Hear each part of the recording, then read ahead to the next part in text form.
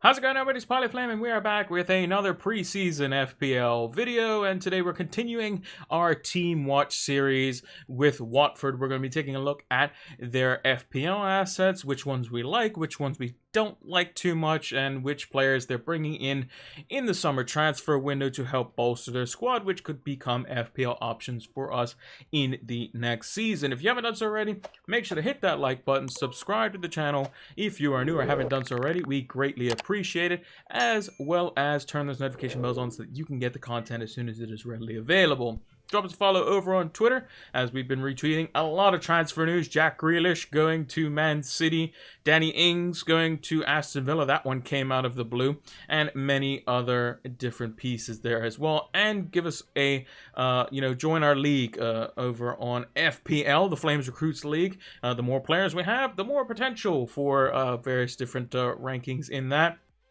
And it's always fun to have more players involved in your league, because that means there's more players that you have to beat. And it just looks a little bit better when you beat more players rather than just like a couple. And as well as give us a follow over on Twitch, so you can see when we go live for our FPL preview and deadline streams, which will be starting up next week. Monday, we'll be having our preview stream for Game Week 1. So make sure to come join us for that as well. Now, without further ado, let's talk about our partners for this season in Fantasy Football Scout. We have partnered up with Fantasy Football Scout for this coming Fantasy Premier League season, and they're giving you an exclusive offer. Use the link down in the description to get 20% off your Fantasy Football Scout membership. It gives you access to the exclusive members area, which has new tools such as the 3-player comparison tool, as well as some old favorites such as the Rate My Team tool, the Season Ticker, and my personal favorite, the fully customizable stats tables, which you can share among other Fantasy Football Scout members, powered by Opta Stats. Use the link down in the description below to get 20% off your membership today. Sign up now. Now, with Watford, the only real thing that I can see for them being of any use to us realistically potentially could be their attacking assets, but they are few and far between. We'll talk about their defense in a second, but I think that could only be good for home matches. The stats you see provided by Fantasy Football Scout from the members area and from the 2019-20 season, when Watford were relegated and went down to the Championship. So Sarr is someone who has been obviously quite the talisman for him. I believe it was 13 goals, 4 assists in the Championship last season. He's also on penalties, and you can see from the last 4 matches that he did play in the Premier League, 6 chances created, 4 shots in the box, 1.40 XGI. Not too shabby. Troy Deeney was a mainstay in the team at that time. 6 big chances, 5 chances created, 9 shots in the box, 3.89 XGI. Now, there's speculations at the time that he was potentially going to be leaving because they were getting relegated, but he stuck true to his word and stayed with them, and that's his club. So he's going to stay with them. And then Gray as well, Andre Gray, someone who's been there for quite some time. Not really necessarily an FPL asset, but it just does show how many forwards that Watford do have on the FPL site. Some teams only have 1. Watford has about enough for half the teams in the whole Premier League, which is just an interesting thing to see. But I think Sarr is really the only one here. If you actually look at their season stats, though, 69 big chances, 285 shots inside the box, 43.19 XG non-penalty. Those are not bad stats. So I think a lot of those potentially came in the latter stages of the season when they're potentially already down or already, been confirmed for relegation. And that could be, 13 big chances, 45 shots inside the box on the last 4 matches. So that does seem like quite a lot, and they were potentially playing against other teams that were also getting relegated at the time, so maybe that was the case. So we'll have to kind of see how Watford start out. They do have a kind of a mixed bag to open with, but ultimately some good fixtures, some winnable fixtures in there, ones that they're probably going to have to do well for. Aston Villa at home. At home they were quite astute defensively throughout the entire season of the Championship. Brighton away should be a winnable game for them if they come up and are looking to stay up. They have to, at least get points out of those games.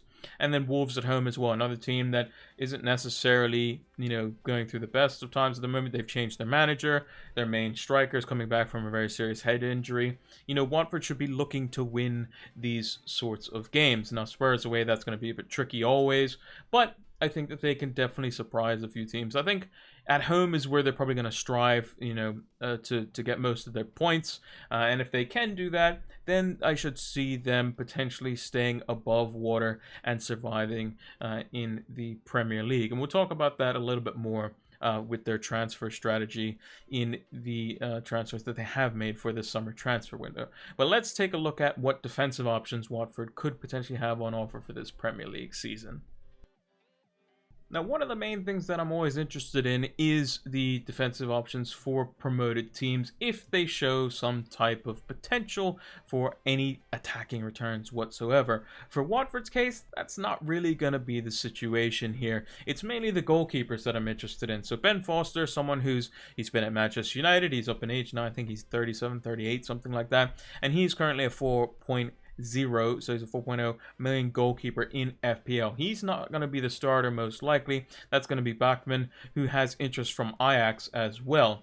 Now, Foster did quite okay in the last 4 matches that he did play in the Premier League. 12 saves with an XG prevented of minus 0.10, so about break even there. So basically he should have pretty much saved all the shots that he should have saved, and the ones that he did let in, not really his fault, or he couldn't do anything about it. And then Kiko Femenia as well is someone who often plays as more of an attacking fullback. Didn't really get much involved. Clean sheets were few and far between for Watford in this season. He had the one shot, 0.39 XGI. He could potentially be someone who crops up at a 4.5 million defender slot. But I think the goalkeeper is the main thing that we're looking at here, because if you can go Foster and Bachmann, you're not really going to want to be looking at any other Watford players, probably apart from Sarr, and that's your 3 Watford players right there. I don't think we're going to be looking at any Watford defenders, most likely. Femenia is one of them. No Watford forwards or other midfielders I don't think are that appealing, because they're at a rotation risk, or we don't really know how well they're going to play. And I think that you can start the season with Bachmann and Foster, assuming that they are both fit and available and are staying at Watford. And it could be a very good, set and forget type of goalkeeper. With Watford, they are going to be under the cost away from home. And that's where potentially you'll pick up some of your save points. And then you'll pick up more of the clean sheet points at home. Watford were very good defensively.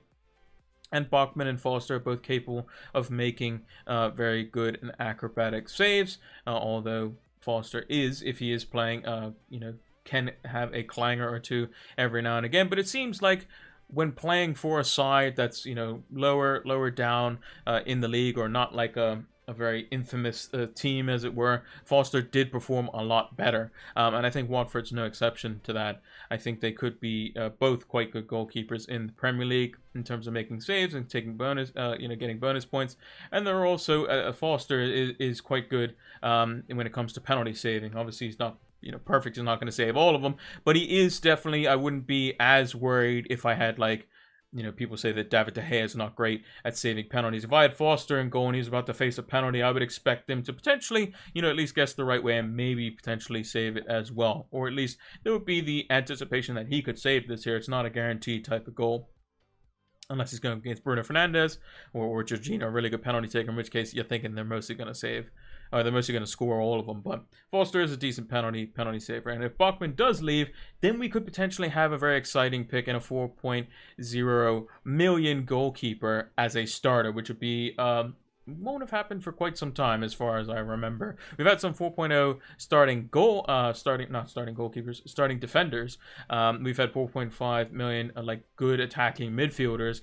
We've had some 4.5 million strikers potentially, on and off over the FPL seasons, but a 4.0 goalkeeper is very hard to come by. So I think that would be quite interesting to see on that front. So in my opinion, FPL assets are probably maybe the goalkeepers and Sarr, but not much else going on from Watford's position. But let's see if there's any transfers that could pique the interest of our FPL teams come this season.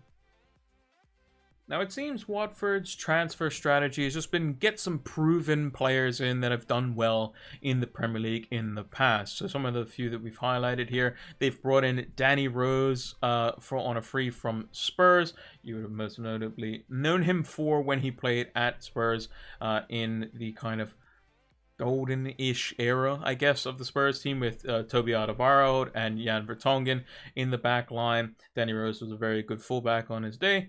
and obviously had his spout with Mourinho and, you know, on the documentary and all that sort of stuff in the All or Nothing series. But now he's gone to Watford on a free transfer and could be quite good at fullback. They have also brought in Imran Loza, I think is how you pronounce it, or Luza, is from FC Nantes, or Nantes, from Ligue 1. Approximately £8.5 million was the price tag there. These are approximations, as you can see on the note on the graphic, from Transfermarkt and other sources, and are not official unless mentioned by the club. But he is a central midfielder and could be, you know, that spark that they need. You know, the long-term replacement, I guess, for maybe Doucouré, who left and went to Everton last season. Maybe just someone who's a bit more industrious and can bring a little bit more guile and progression of the ball in midfield. And then we mentioned Josh King as well, coming from Everton. He's also on a free transfer. Again, another 5.5 million forward that Watford ultimately has. Can also play off the left-hand side as well, so it'll be kind of interesting to see where he positions himself there. And then for the outs, we have Ben Wilmot, who is just a center back, younger center back from going to Stoke. He's 21. You know, £1.5 million wasn't really that big of a sale. But they also have Jorge Segura as well, another center back who's going out on loan to CD America in Liga de Mayor, which is the Colombian First League. So it seems like they're kind of shifting a few of their center backs to bring in potentially some more proven ones. So like Craig Dawson from West Ham. No, Craig Dawson's gone to West Ham. They're shifting on center backs. It just seems in general, and maybe they're going with their younger players that have been proven in the Championship and sticking with them. So that would be interesting to see. Dawson, again, they sold him for £2 million. You can see up on the graphic. He would have been somebody that could have been quite good for them, I think. But West Ham liked him on loan last season, and they've done well.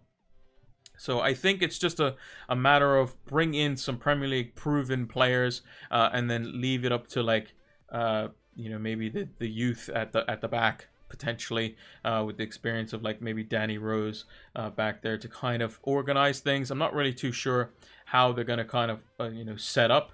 You know, they go through managers faster than any other manager, and you'll see who potentially is going to be the first manager to get sacked in my Premier League predictions, which will be coming out on the weekend at some point. So make sure to stay tuned for that. But yeah, not really too sure what Watford's transfer strategy is, apart from they're shifting a lot of center backs. They're bringing in a couple of Premier League proven players, but they're kind of all over the place. I think, you know, Imran Loza from Nantes is a very good signing. I think a central midfielder is probably one of the areas that they need to strengthen. Maybe they need a more destructive midfielder as well, potentially, going into the new season. But we'll have to see kind of how things shape up, and we'll have to see kind of how they do in their opening few fixtures as well. But let me know what you think in the comments down below. Where do you think Watford need to strengthen? I'd be all ears to hear your thoughts on that. And yeah, that is Watford's transfers for the summer transfer window thus far.